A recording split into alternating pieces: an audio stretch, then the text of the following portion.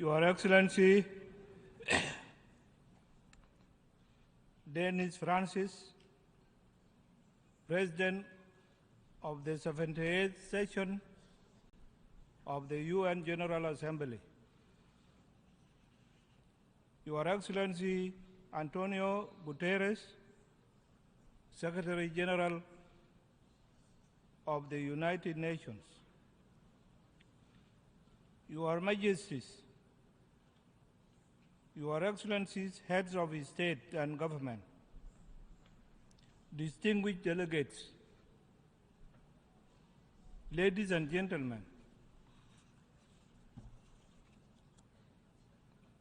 before my remarks,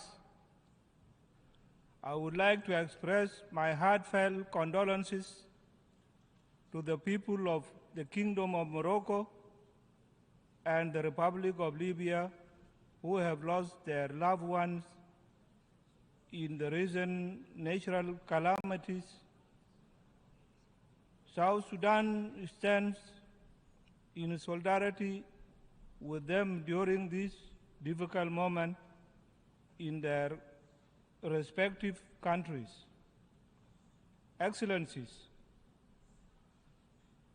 on behalf of the people and government of the Republic of South Sudan, I stand before you today to reaffirm our commitment to world peace and security. We are committed to global efforts aimed at addressing challenges that we face as a human family. We are also committed to multilateralism and international cooperation as the best means of achieving our shared aspirations. Within this context, we are hopeful that together we can rebuild trust among member states and reignite global solidarity on the basis of sovereign equality of all states as enshrined in the founding charter of this esteemed organization.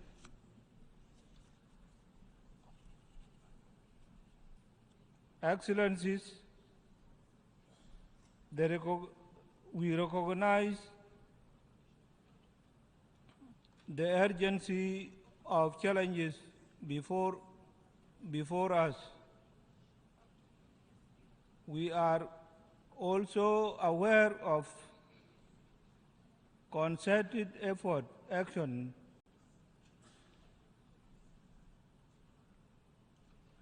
required to address these challenges in order to ensure a better future for the coming generations.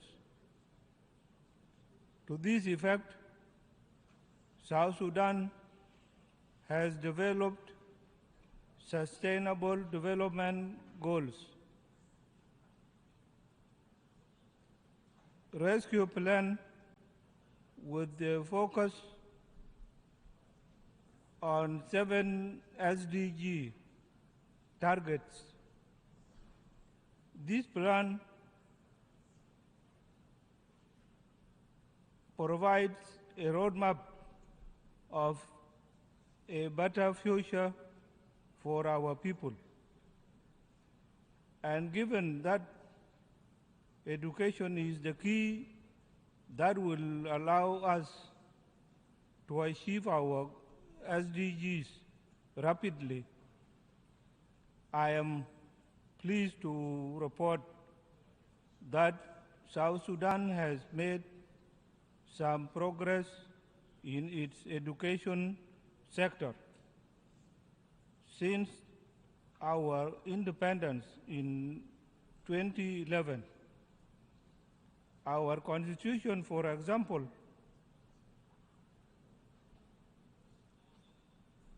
guarantees all children free access to education.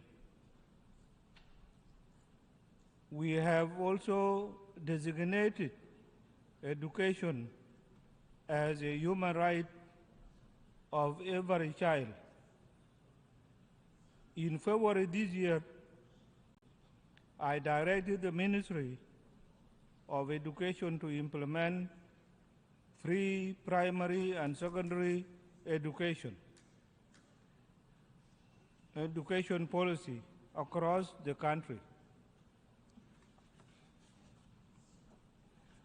This policy has directly led to enrollment of 2.3 million children in our schools. To ensure that girls stay in schools, we have banned child marriages through an act of parliament.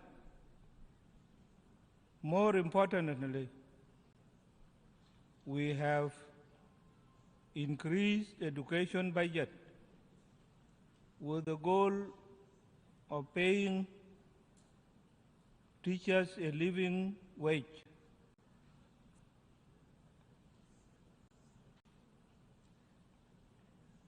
In the health sector,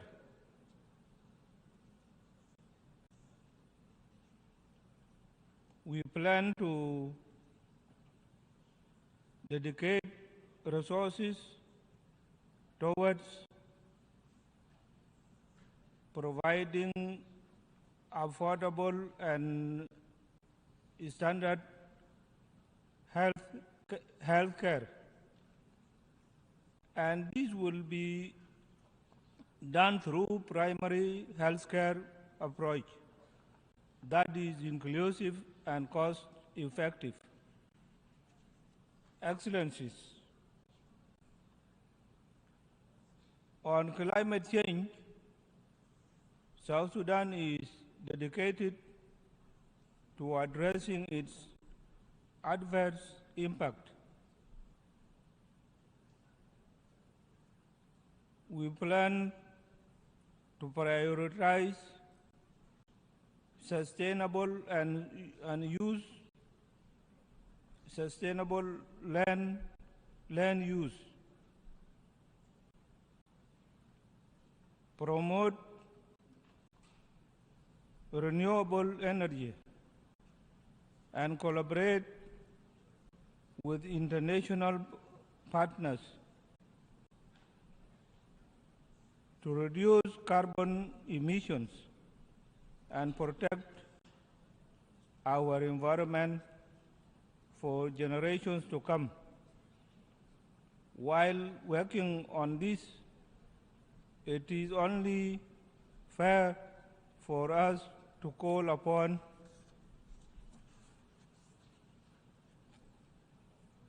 developed countries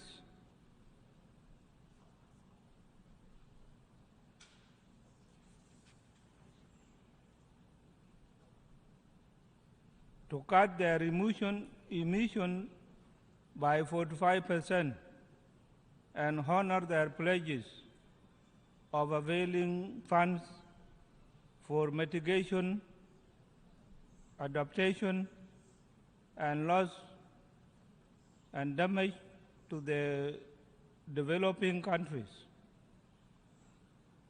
With the recently concluded Africa Climate Summit held in Nairobi, Kenya, it is high time that the declaration of the summit forms the new crisis for rebuilding trust and regaining global solidarity for attaining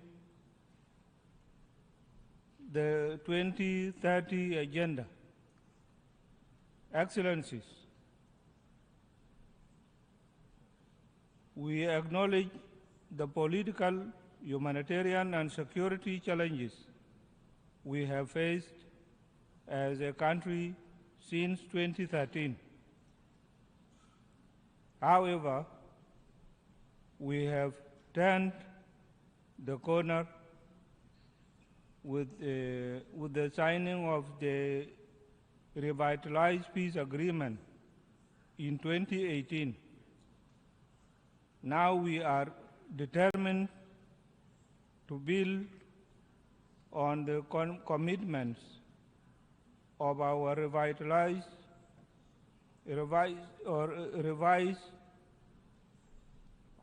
national development strategy 2021 to 2024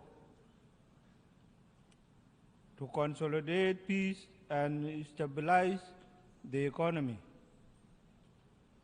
Ongoing public, financial,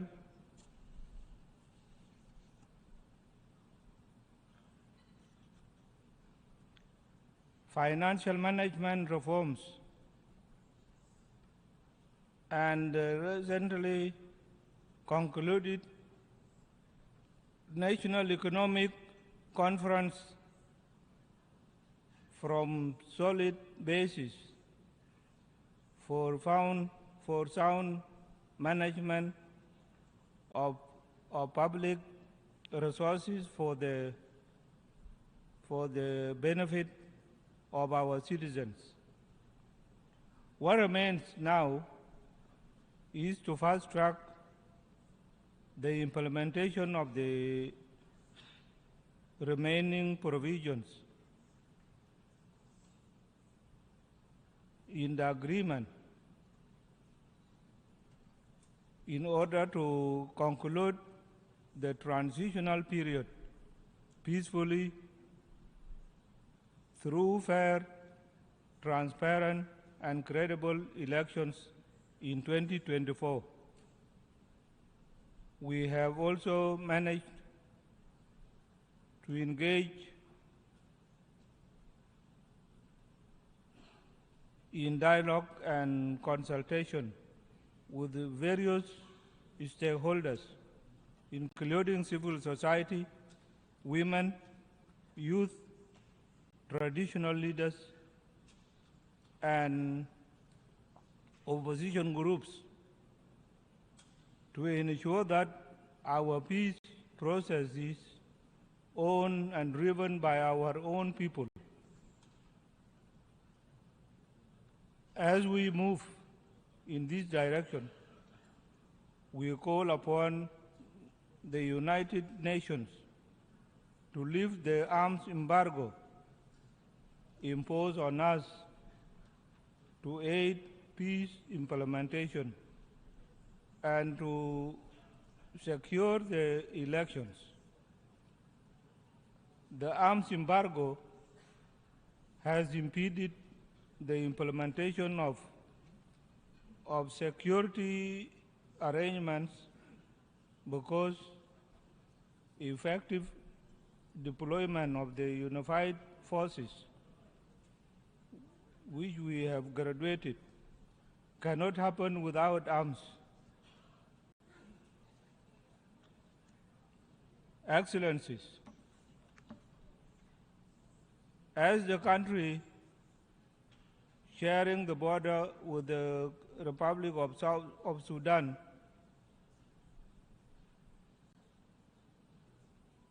South Sudan has received thousands of Sudanese refugees and our returnees since the conflict broke out in the Sudan in April 2023. This influx has overwhelmed our border communities and created a humanitarian crisis. I'm appealing to the international community to avail resources to help refugees and displaced persons who crossed into South Sudan. While the world is dealing with multiple crises, we call for a provision of sustained support to these displaced persons as we work on how to restore peace and stability in Sudan. In closing, South Sudan stands before this esteemed assembly as a resolute partner in the collective pursuit of a better future for all. I extend our hand of friendship to fellow member states, international organizations, and civil society. Thank you very much and for your kind attention to these remarks. Thank you.